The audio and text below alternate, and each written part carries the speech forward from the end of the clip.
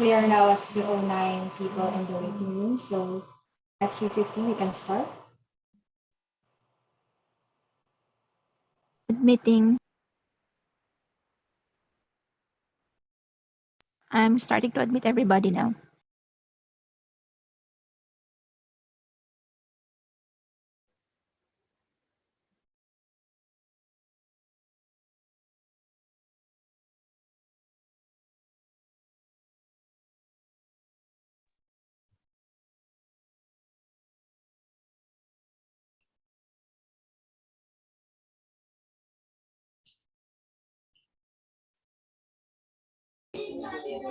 World. My name is Samantha Cole, and I'm the Chief of the Gender Equality Diplomatic Group here at the Development Bank. Okay, I think we have admitted all the participants who are in the waiting room. So let me get started. I would strongly encourage everybody to mute their mic if that's usable, and we'll get started right away.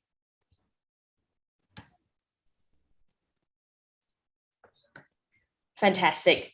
So good morning, good afternoon, and good evening. Welcome to the panel discussion on Towards Universal Digital Access in Education, Lessons Learned from the Pandemic and Future. This is one of the parallel sessions, which is co-organized by the Digital Technology for Development Unit of ADB, of course, in partnership with the Education Sector Group, who are the main organizer of the International Skills Forum. My name is Yuni Jung, and I'm a Senior Digital Technology Specialist at ADB, and I have the distinct pleasure of serving as a moderator.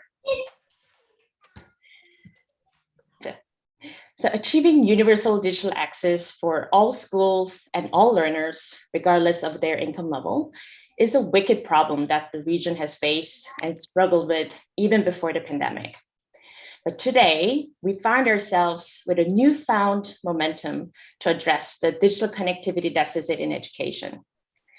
The stakes of providing equitable access to robust, safe, and affordable internet to all students has never been higher. And equally important is the need to connect all schools of all levels as education becomes more digitally dependent and data hungry. So, what are the ongoing efforts at the global, regional, and national level to close these digital gaps? How have the governments, development partners, and private sector players responded to close the acute connectivity needs that the students have faced during the pandemic?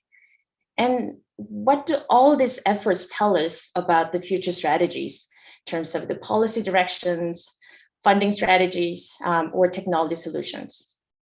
So with me today are distinguished panelists who could shed light on these critical questions from different perspectives.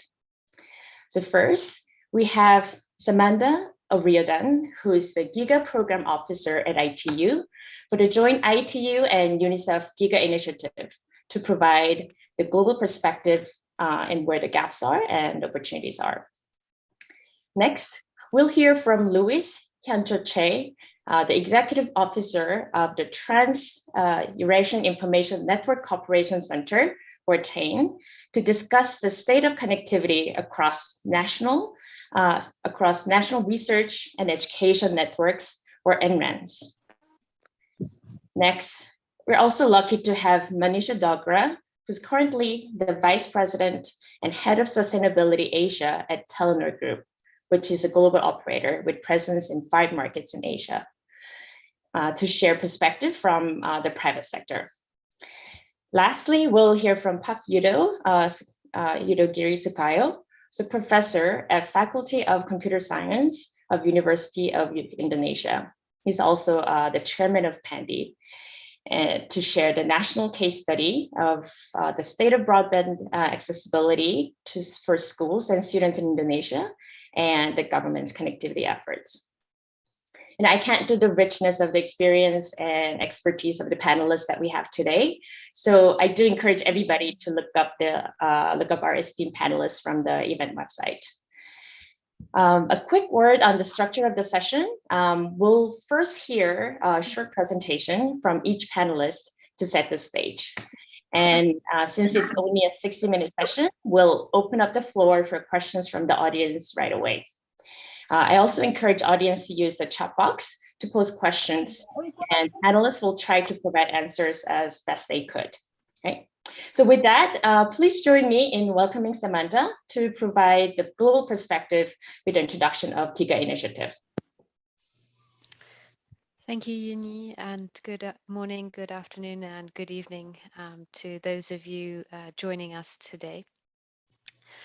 So I just wanted to start, and just while the slides are coming up, by just with the statistic as we all join the session online, half the world's population currently have no access to the internet, and let me just.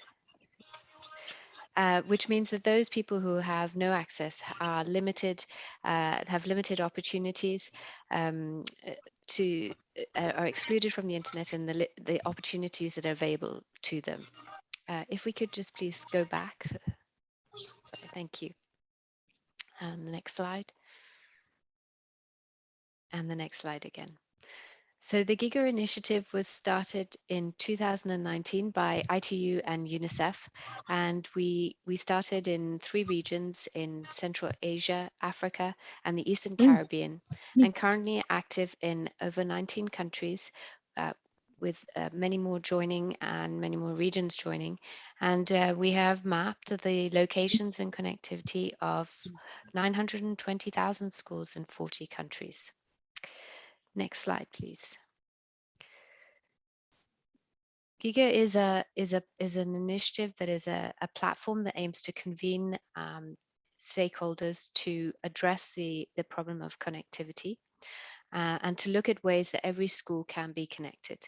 So the first stage is to identify the scale of the problem through a live mapping of schools. And here on the right, you can see the map of Colombia. So the red dots are the schools that are not connected, and those that are green are those that have connectivity. Within Colombia, when we performed this exercise, there were around 7,000 schools that were essentially discovered, and this is because often at a national level, all the school locations are not known because these are often kept regionally, and trying to define national targets it can be complicated for this reason. So once the scale of the problem is identified, then Giga works with the government and stakeholders within the country to find sustainable funding and using innovative ways to find that funding and ensure its sustainability, and to build and also to address the problem of connectivity by identifying the most appropriate solutions to connect those schools that are not connected, which are often those in the most hardest to connect regions and in the poorest areas of the country. The focus is on schools as the entry point because by bringing connectivity to those schools, then connectivity will eventually be shared within the community. But there has to be a starting point, and therefore we have chosen schools as that entry point. Next slide, please. So in 2020, the COVID-19 pandemic hit, and that first wave saw more than 190 countries close their schools, meaning that there were 1.6 billion students whose education was put at risk. The risk there is that children's education has been interrupted, and particularly in poorer countries, many children do not return to school. And as a result, the digital divide is increasing. What we have seen as a result of COVID is that many countries were unprepared, and this is both developed and developing countries were unprepared for the shift to online learning.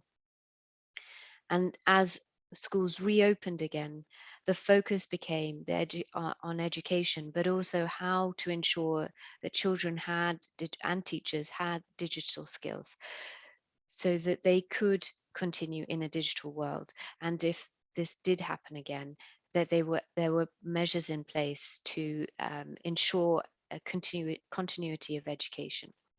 So Giga has become more focused. We've had more interest from many more countries looking not only to connect those schools that are unconnected, but also to improve their connectivity to ensure that learning can continue. Next slide, please. As I said earlier, we have already mapped schools in 40 countries, but we're continuing those mapping efforts. We're mapping new countries and also looking at introducing live mapping. So being able to track and monitor the connectivity status of schools on a weekly or even sometimes a daily basis to give a better picture of the connectivity of schools. So not just ensuring that schools are connected, but that they are connected for more than, say, 1 hour a day. We're working in new regions and countries. We're now looking at several countries in the Asia Pacific region. We're starting working in Indonesia, and we've had interest from several more countries as well. We're looking at innovative financing, and one of those options that we are currently exploring is a Giga connectivity bond to try and look at new ways that education and connectivity to schools can be financed. And finally, we're working with governments to continue to test new ideas and ways of connecting schools and rolling out with governments national programs, school connectivity programs. And thank you all this morning, this afternoon, this evening for your time. Thank you, Samantha. And it's really good to hear that Giga initiative is coming to Asia. And you're starting to focus on mapping the countries in this region, and also the idea of a Giga bond, for example, for financing. I think it's a really refreshing approach, and we look forward to continuing the dialogue, and also hope that the participants who are either from the government or regional organizations, I hope that would reach out to you for further dialogues. So with that, let me zoom in into more regional reason and put the focus on NRENs, or the National Research and Education Networks, and we'll hear from Luis. Luis, the floor is yours. Good morning and good afternoon, everyone. So, today's meeting is a very valuable meeting, I think that. So personally, this similar like international forum and international meetings is very important activities in the world. So we know that due to the pandemic is very terrible still now on, and so we have to find some solutions altogether there. So, okay, thank you introducing me. So I'd like to talk about the TAIN network. Is our project. Just a moment, let me share my slide.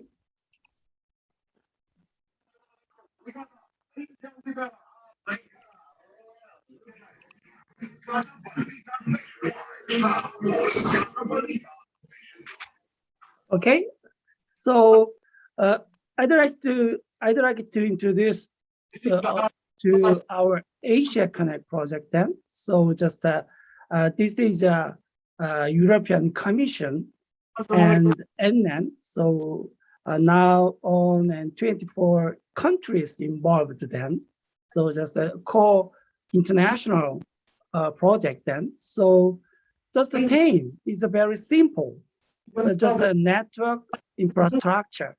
Is a Trans-Eurasia Information Network is across the European region to Asian region.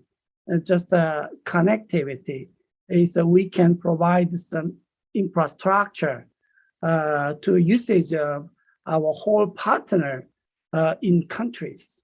Just now on this the fifth page of the project from European Commission and our whole NNs. And so now on, already 24 countries involved them. So Afghanistan, Australia, Bangladesh, and now on to Vietnam. It's already 24 whole countries is already involved then. So just I can explain to easily. Just NN is a National Research Education Network. Is a national government sector. Some just looks like agency and governmental company from other countries, and so we can provide and we can support to network infrastructure and some related activities. Just it's very important that just this is our network infrastructure topology then. So our whole 24 countries provide some national education and research network inbound. And so to link the other nations outbound to connect it. And so we can find some solution with other nations, our neighborhood nations, to education, to research all together then. And so synthesizes and European Commission provide our whole infrastructure to high-speed network and to high-value security rebel network to educate, to research.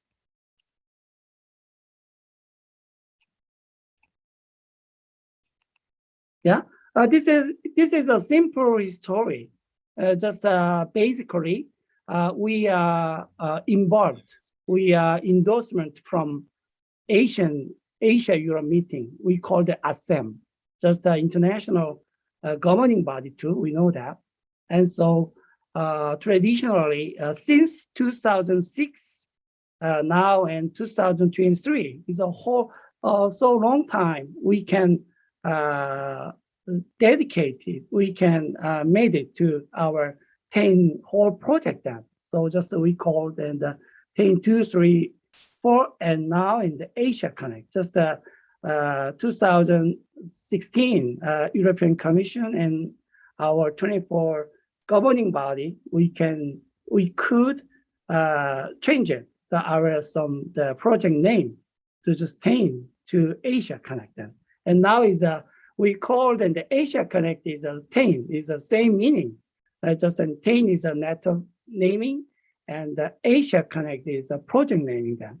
And so synthesizes is located in the Seoul, Korea. So that's the establishment of in 2011 from Korea Ministry of ICT Technology governing body supported.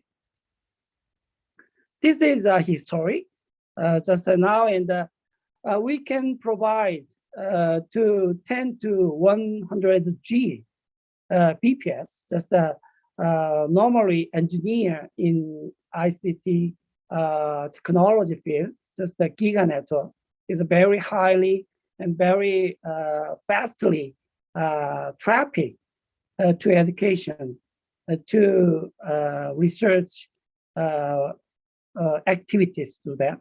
And so since 2001 is a very long time ago. So just we have had smoothly increasingly, we have started in only 2 mega, and now in the 100 G is supported to our whole partners. Yeah, so just this is activity fields too. So first of all, we can provide some information network infrastructure to connect physically. Just for example, some institution, some school, they want to use a high-speed network in their school. Just we can only connect to easily the NN body in their nations. And so to make a global international collaboration, just they can use only connected to 10 networks. So some nations in the Vietnam students can connect it, can join to international collaborative works with the Philippines, Singapore, and other nations very easily, very secure, and very safely.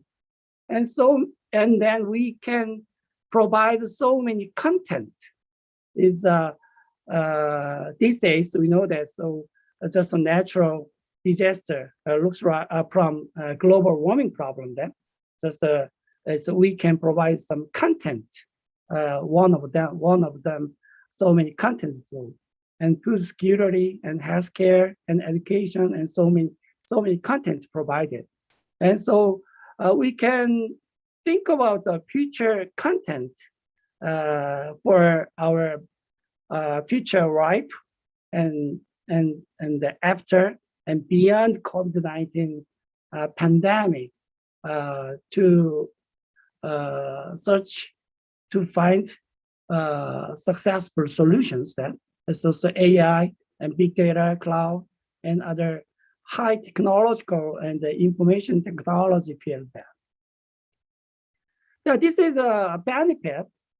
So just we already so many years invested from European Commission and our whole countries, just a co-funded project, we know that.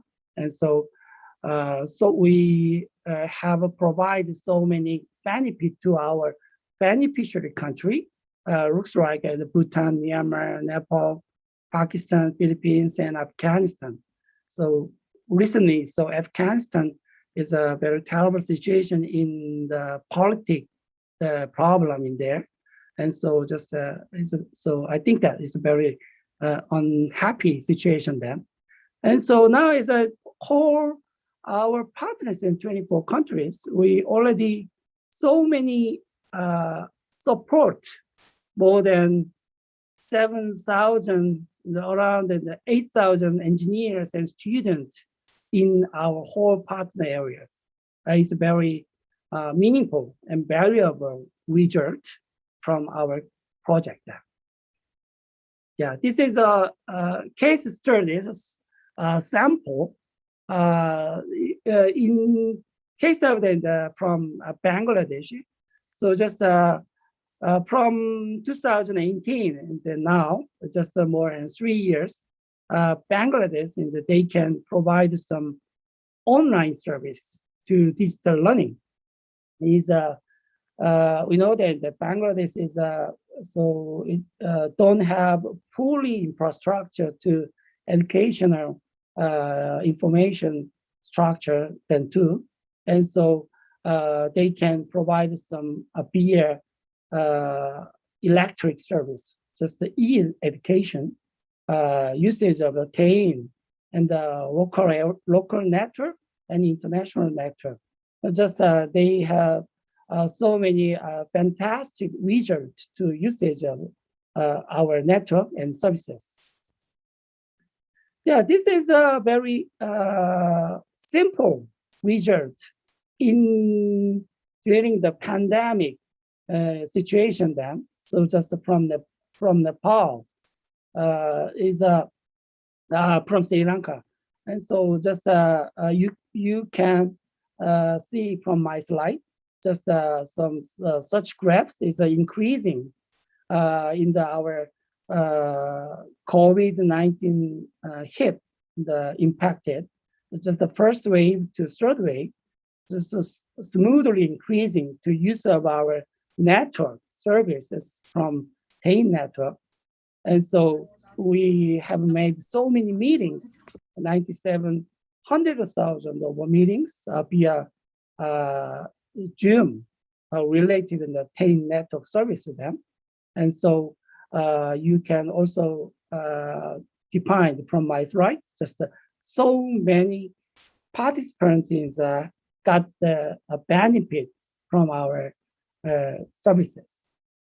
So this is my last slide. Just this is a last cases from Nepal. Just already Nepal is a very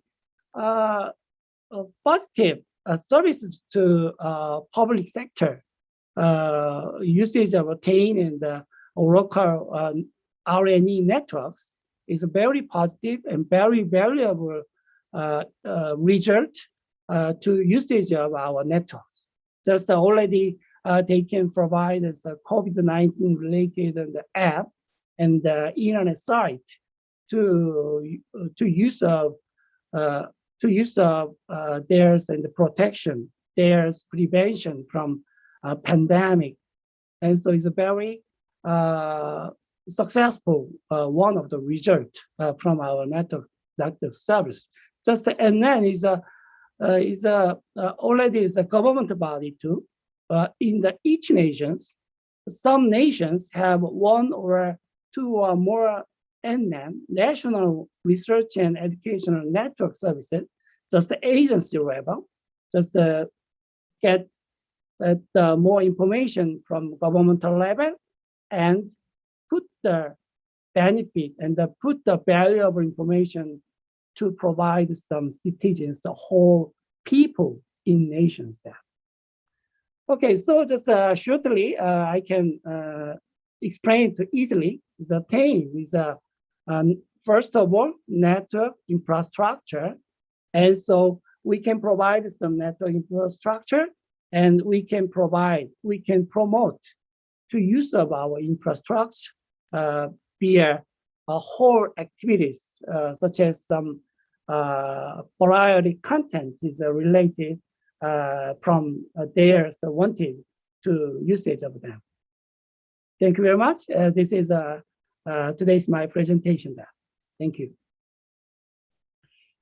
Thank you, Mr. Che. And it's really good to hear the evolution of TANE, which really started off as a dedicated network for education and research.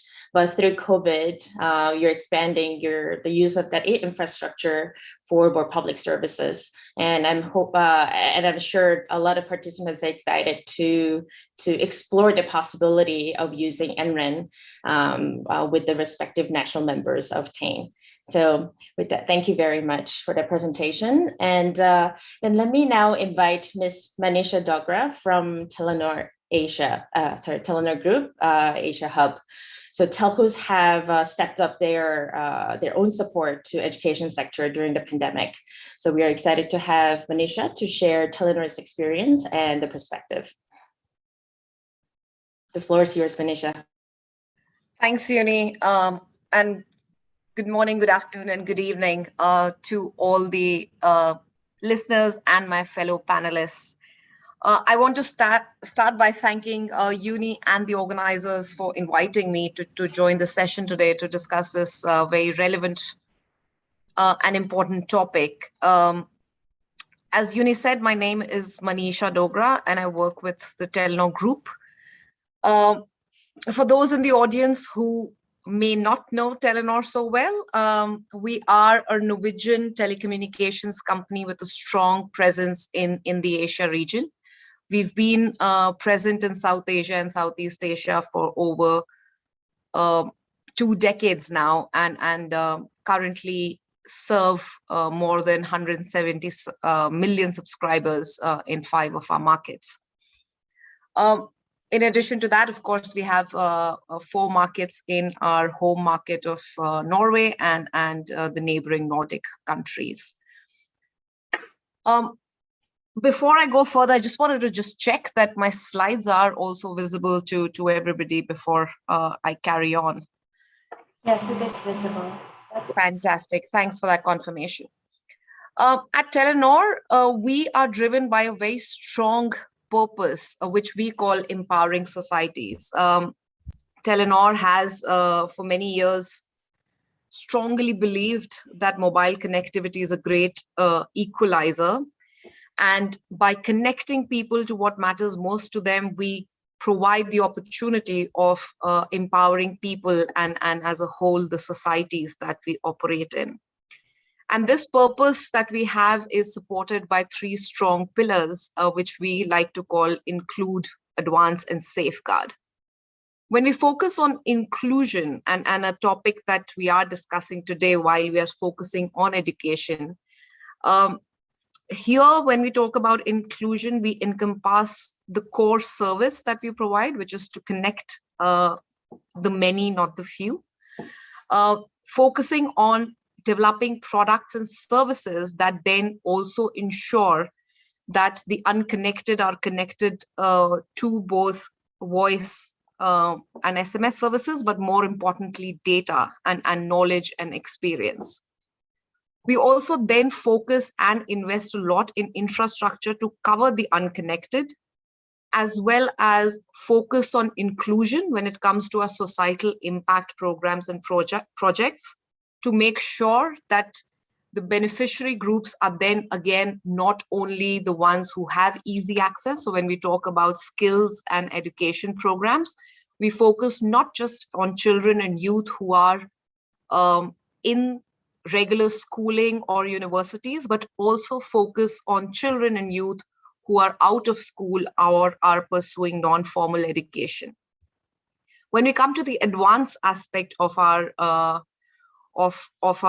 purpose, this is focusing on building new technology and products to accelerate skilling people for the digital future, whether it is making use of new technology like 5G, IoT solutions for enterprises and small and medium enterprises are some of the examples that in our advanced pillar.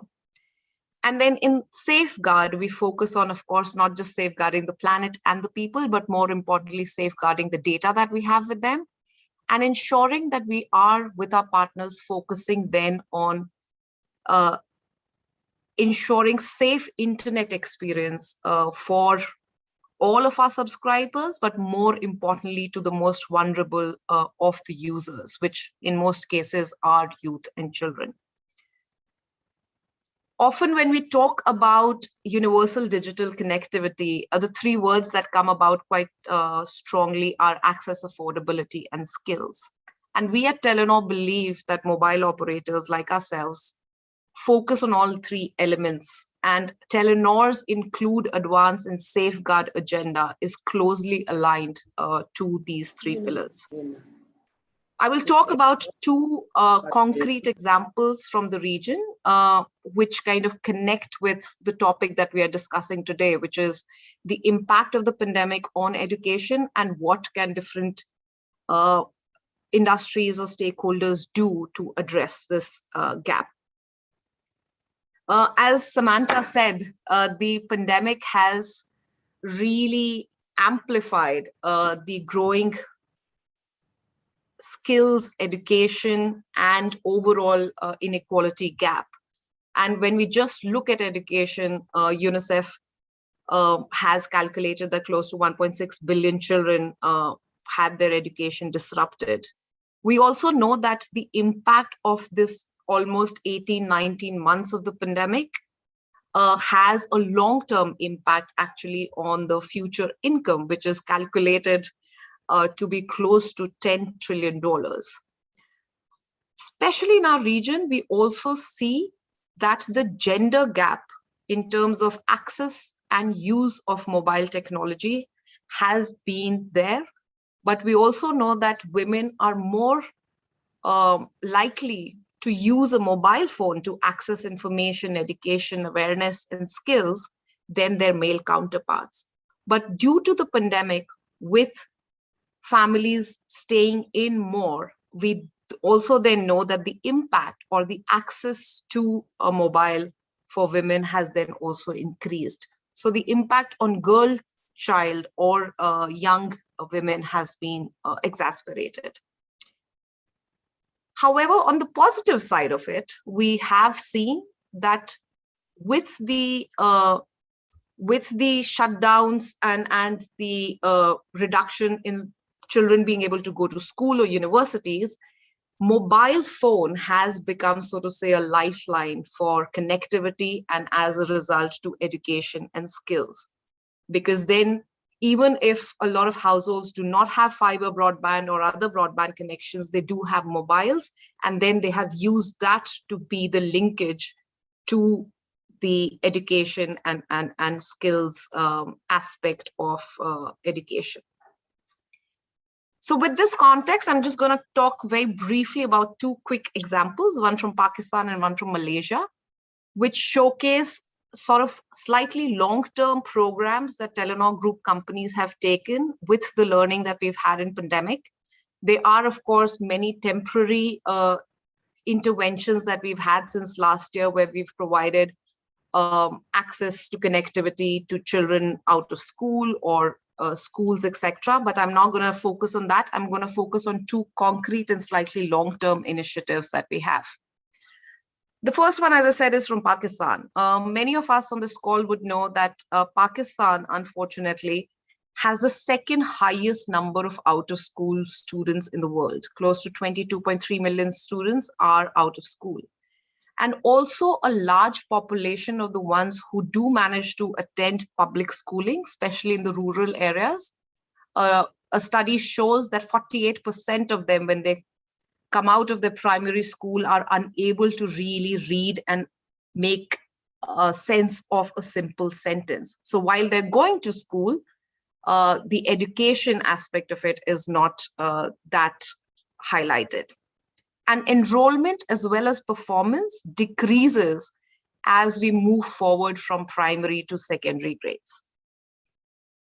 We also know that in this region, Pakistan has a lower population of folks who own smartphones. So feature phones or feature smartphones are more prevalent in this region. With this backdrop, there is a group of extremely spectacular young people who have formed a company called Orenda, and they have come up with a digital learning environment called Talimabad. Talimabad in Urdu means the city of learning. Talimabad focuses at providing gamified and interactive content, both on the mobile phone as well as small, easy to download digital books for children starting from grades 1st to 6th, aligned to the national curriculum.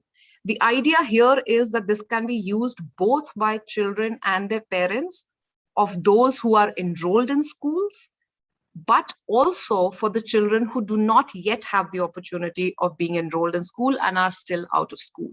But they can continue to be part of the national curriculum by consuming this content on their phones. Now, because of the smartphone divide in Pakistan, this app is then focused at not just being available on the Android OS, but also on Kai OS, which is a Linux-based operating system that many of the lower end feature phones or smart feature phones use. Our subsidiary in Pakistan, Telenor Pakistan, has then partnered with Orenda to support the technological advancement of Talimabad and making sure that this content reaches the 47 million subscribers of Telenor Pakistan, so that more and more children and parents have access and use to it. This project is supported by GSMA, and we've got some very good positive feedback from the government as well. So we are hopeful that as we go along in this project, it is then able to support the children who are still quite impacted with school closures due to pandemic. My second example is from Malaysia, where our subsidiary Digi is working with the government, MDEC, as well as UNICEF in ensuring, so this is a level above. This is not just inclusion, it's actually focusing on skill development for the future skills. So coding, programming skills, but again, not focused just on the schooling system, but also reaching the out of school children and youth through the community engagement centers. This program is again a longer term program, and we've seen a huge spike with the pandemic on children enrolling to it and completing the certification, because again, it is impacting not just the national curriculum, but actually providing you with skill sets that would be useful as children grow up and when they have to make use of the internet and the opportunities that it provides. And we've seen that with this program, 54% of the children who've enrolled and completed it actually come from the rural areas. So again, focusing on providing advanced skills, but not just to the students who already have this available in their schools, but actually to the ones who may not.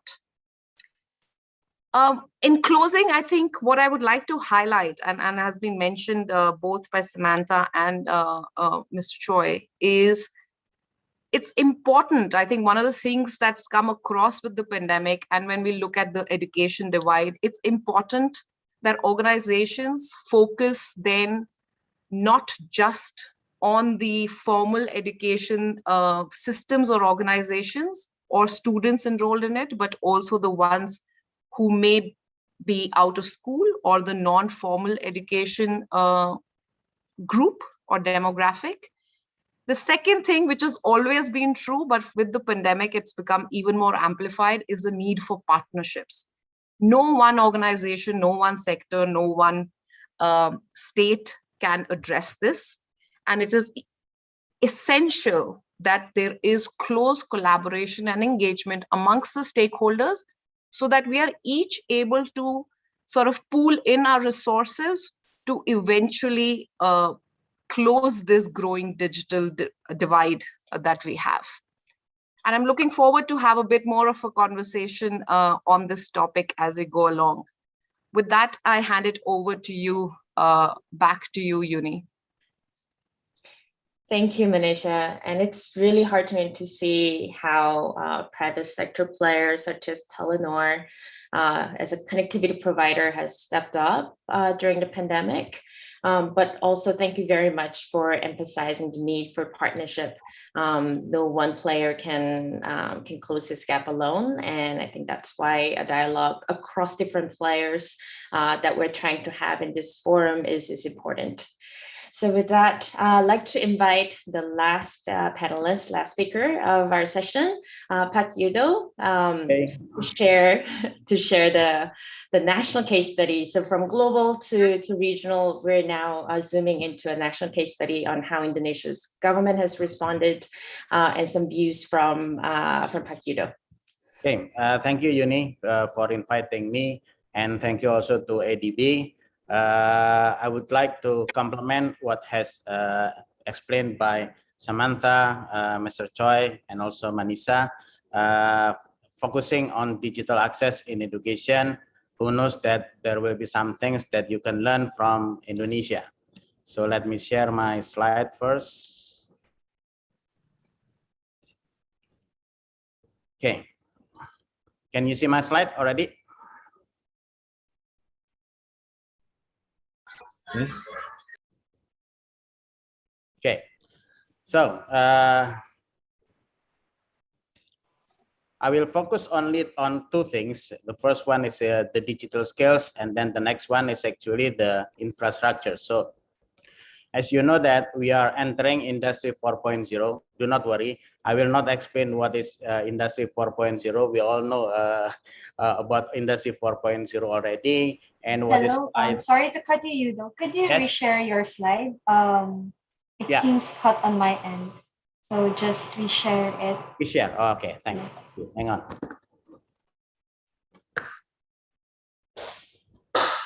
Okay, stop share.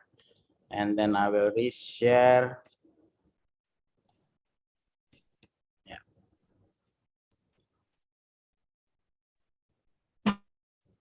Okay, hang on.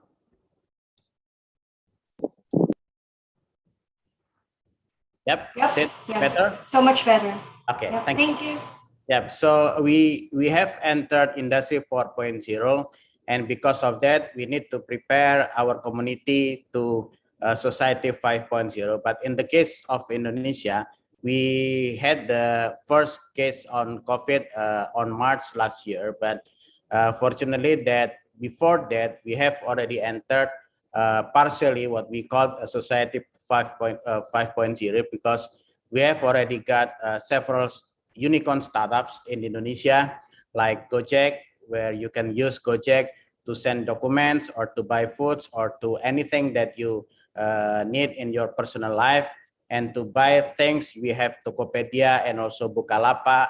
And to find, let's say, hotel or airline tickets, etc., we have Traveloka. So before the COVID pandemic era, we have already entered what we call a Society 5.0, although it's partially, but because the existence of our unicorns in Indonesia helped our people to survive during this pandemic, because most of the things we can do that digitally.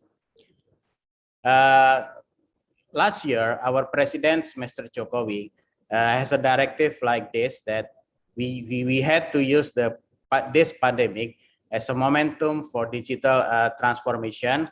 And for that, he has specifically mentioned 5 steps to fasten the digital transformation in Indonesia. And one of them is actually including to prepare the human resource digital talent in Indonesia. Now, speaking of digital talent, we have followed this diagram. So we need to prepare our people on the digital technology, but we also need to prepare that not only consume the technology, but we also need to be able to produce applications and also to build the infrastructure. So we need to give this kind of digital literacy, and also digital awareness, and also digital competencies, and also digital expertise to our people. And more focus, actually, our government has come up with this initiative on digital competencies. The Ministry of ICT has mentioned last year that there are 8 most needed hard skills in Indonesia. We will need 35,000 full stack programmers. We will need 30,000 business intelligence experts. We will need 13,000 network engineers, and so on. And we also need 4,500 graphic designers. Now, due to that, then we need to have a national program to fulfill all those needs, which is why our government, the Ministry of ICT, come up with an idea, with initiative to divide the digital competencies education into 3 parts.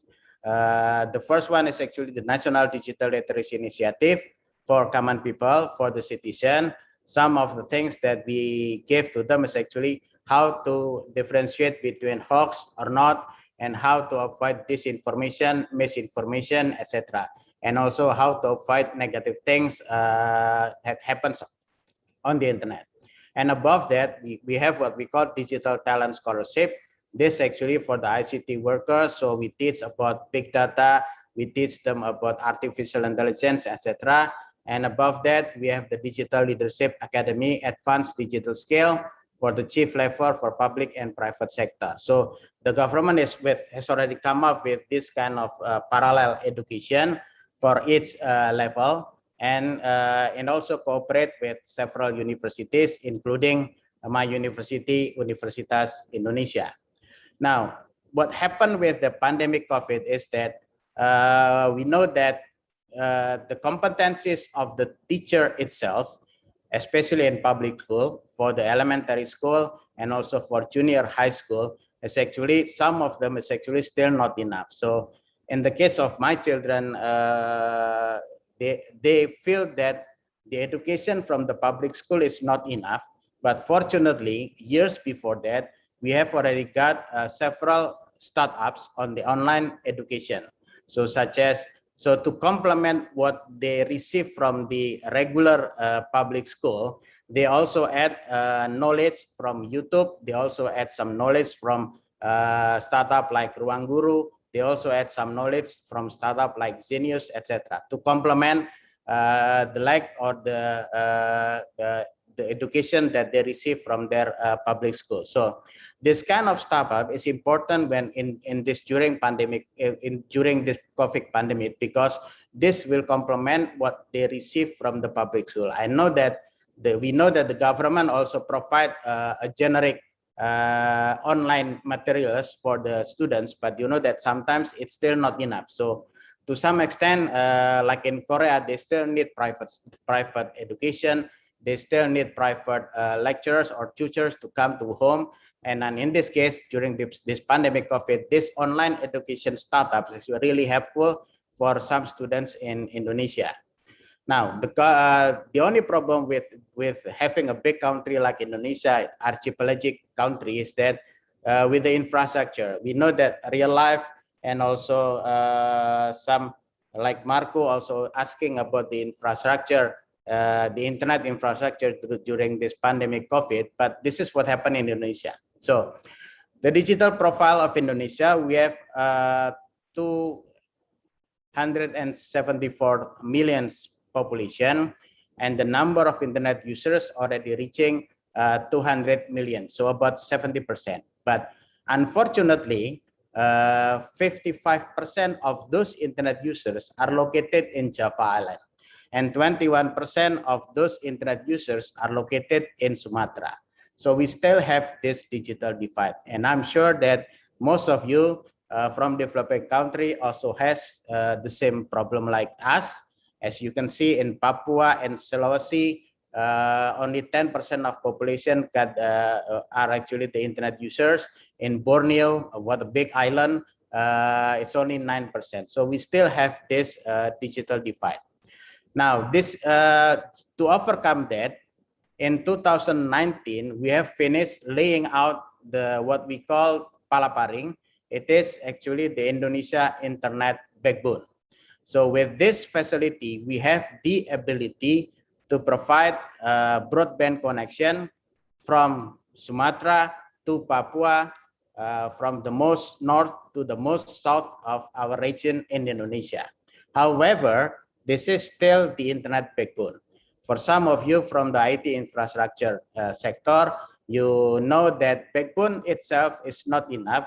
You still need to build the backhaul. You also need to build the BTS. You also need to how to give this internet to homes, to schools, to buildings, etc. And in the IT sector, we call it the last mile problem. So parallelly, our government, the Ministry of ICT, come up with several initiatives. So as an example, to some regions that there are no internet connection or limited internet connection, the government provides mobile facility like this one to schools. As you can see, those are actually the uniform for senior high school, and they also learn from the facility that provided by the government. Some regions, like in Papua, it is actually not reachable using small bus like this. So we also provide a motorcycle like this.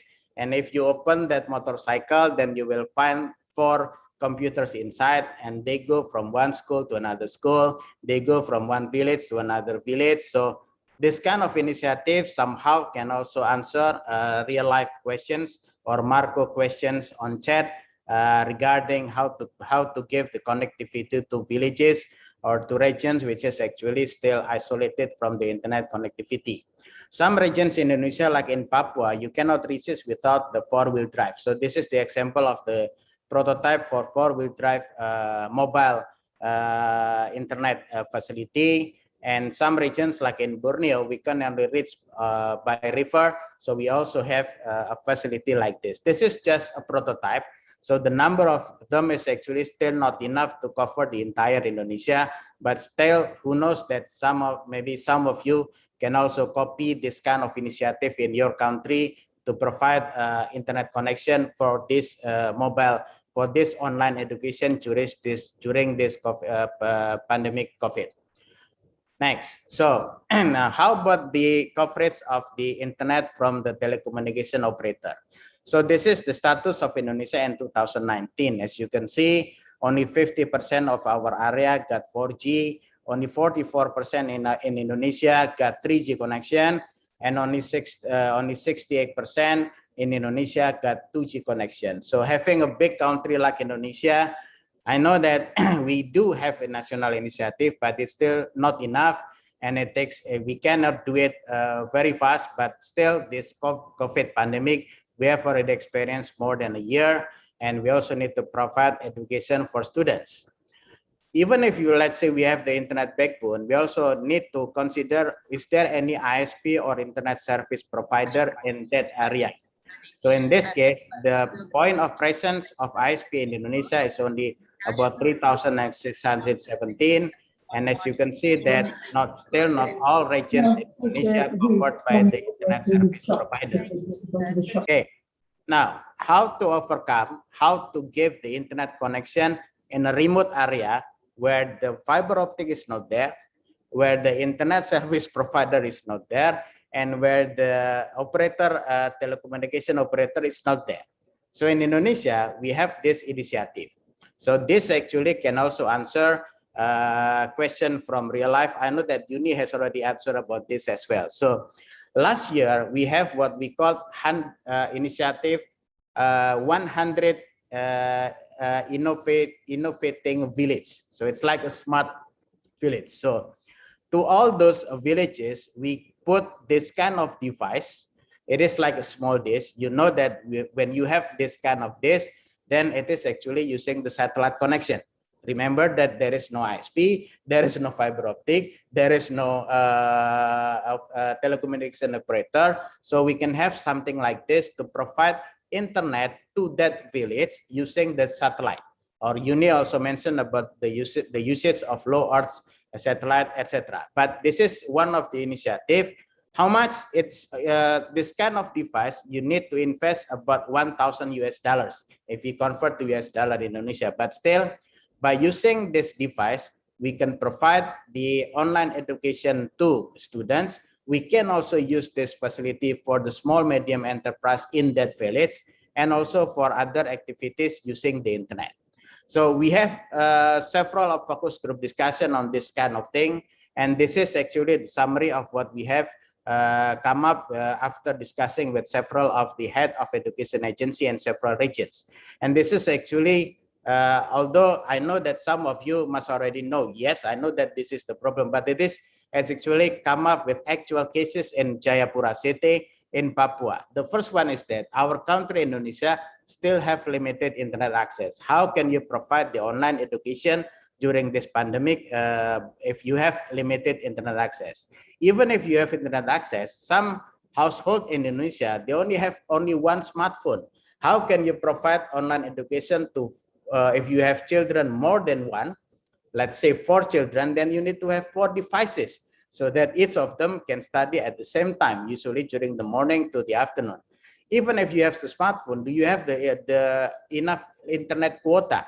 And for this kind of thing, fortunately, our government, the Ministry of Education, have given small funding to all students in Indonesia so that they have the enough internet quota.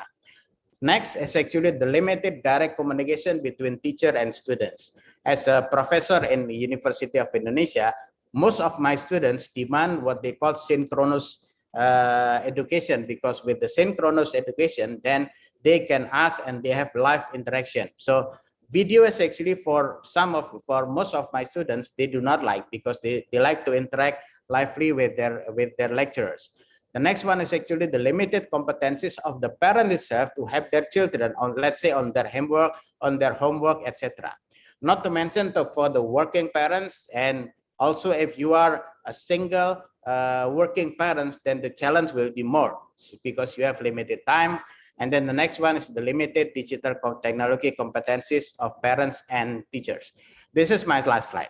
For those of you who got confused, which one should I do first? So whenever we come up with this situation, I always come back to this slide, which is actually taken from some of the materials created by the UNAPC ICT, the ICT Training Center located in Korea.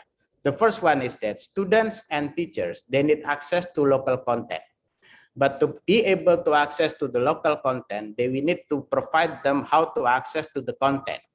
If you want to access to the content, they will need the access to the internet.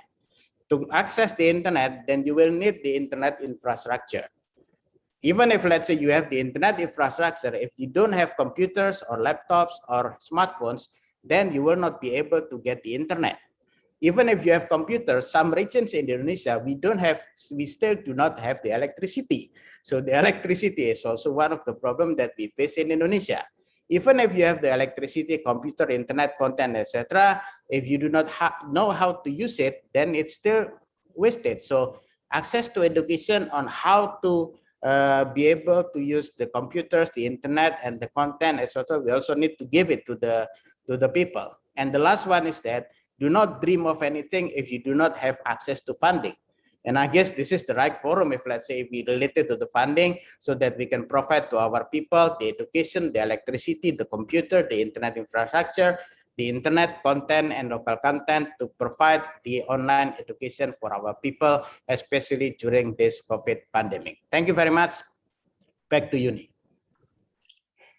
Thank you, Pak Yudo. And I think with the Indonesia's example, we're clearly able to see the top-down, the importance of a top-down planning with the digital skills, the future needs of a country as a North Light, and how Indonesia government was able to plan for infrastructure upgrade at various level, and with the geographical challenges. Models such as a smart village and use of satellite connectivity, providing some opportunities.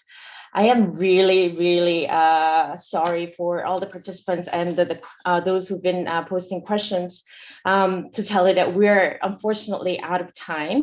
But if I were to just quickly summarize what I'm seeing based on what the panelists have shared, as well as the questions that have emerged, connectivity infrastructure, whether it's for education, for government services, digital connectivity infrastructure, in whatever shape or form, there's a huge gap, and we all need to really focus on filling that underlying gap for the future of education. One of the questions that we did not get to address is the specific needs, depending on what kind of education we're talking about. We had Luis to talk about tertiary education and their research network, Giga, and examples from Telenor, for example, were more towards universal educations, but there were questions around Tibet and how that needs to sort of keep up with the changing times. And that's, although that's slightly beyond the scope of this session, it's an important question for us to address in a different forum, perhaps. And another question that we were all alluding to is the future of education, and we did not get to have a meaningful exchange through this forum, which I'm really sad about. But I'm encouraged by the enthusiasm of the participants and all the questions you provided. The education sector, as well as our team, will take in all the inputs. And we also look forward to getting more questions and inquiries from the participants to guide ADB's future work. And we'll also be happy to coordinate, reach out to our esteemed panelists who were very generous with their time and expertise today. So thank you very much for everyone for participating. With that, I will conclude the session, but could I ask the panelists to stay just for a couple more minutes? I think the organizer would like to take a group photo, which we did not get to do before the beginning of the session. Okay, just stay still for like 3 seconds. I'm gonna do a countdown. Ayan, are you ready? I'm ready. Okay. Please smile. 1, 2, 3. Smile. Okay. Ayan, do you want to take a picture of the participants as well? We're good. I captured everything. Okay. We've captured everything for the participants too when they open their videos. So thank you, everyone. And thank you very much for our speakers. Thank you all. Thanks, Uni. Thank you. Bye, guys. Thank you. Bye. Thank you, Yuni. Thank you, Manisa. Thank you, Joy. It's Thank very you. nice Thank you for the program. opportunity. Nice. Thank Nice you. to meet you Good day. all. Thank you.